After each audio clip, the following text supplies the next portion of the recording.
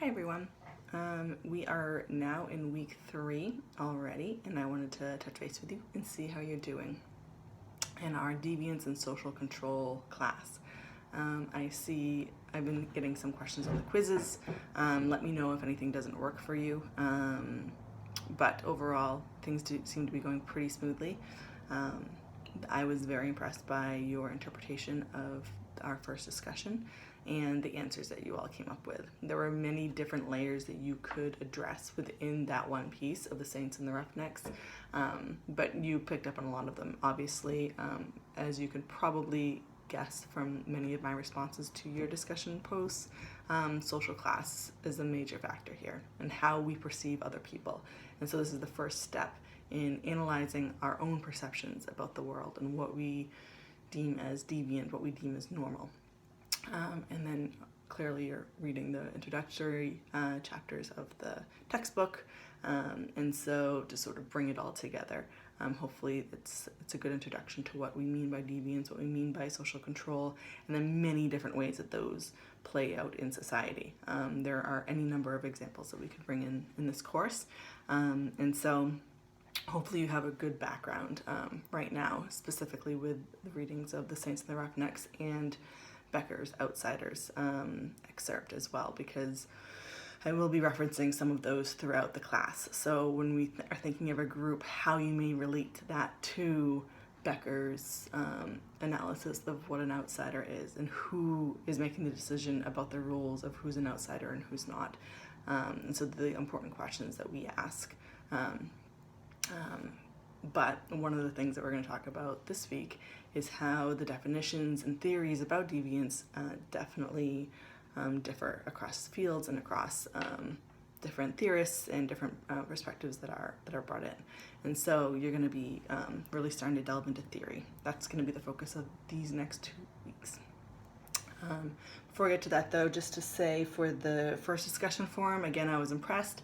I did go back and I responded to everyone in the discussion forum. So if you have not gone back to review your own posts, please do so. You have comments from me and you have comments from your classmates.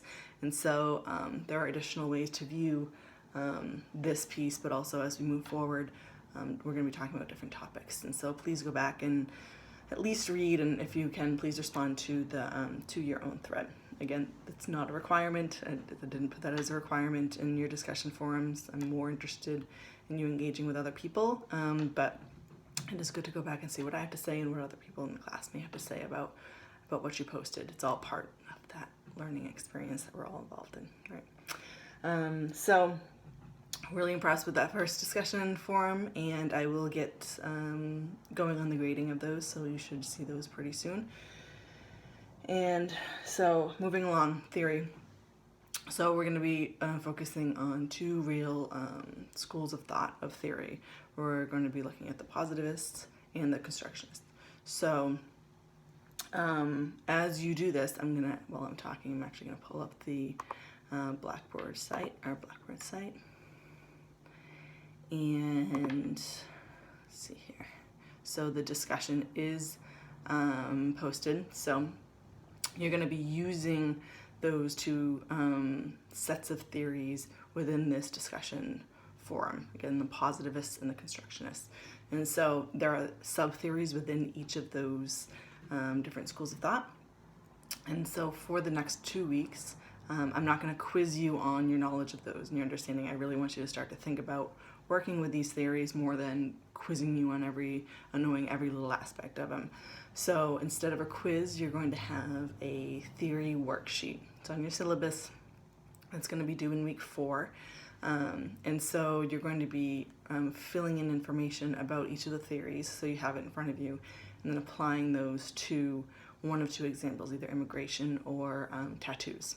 And so this is all in the worksheet, but I really want to see you thinking about these theories and applying them to these 2 topics. This is also something that you're going to be doing in the discussion forum. So it's the way of working with theories. I'm a sociologist. I'm an applied sociologist. So I work with theories, but I also work in the real world and figuring out how these theories actually apply to life. right? In our day-to-day life and really understanding human behavior. And so it's not enough to just regurgitate what a theory is. I want to know and see that you know how to apply each of those theories. So again, no quiz for this section, for the theory section. You will only be handing in the theory worksheet in week 4. That is worth a little bit more points because you have a lot more information to put in there. Instead of the 20-point quiz, the theory worksheet is worth 30 points. So just keep that in mind. Make sure you get that in by Sunday of week 4. Okay, anything else I wanted to bring in?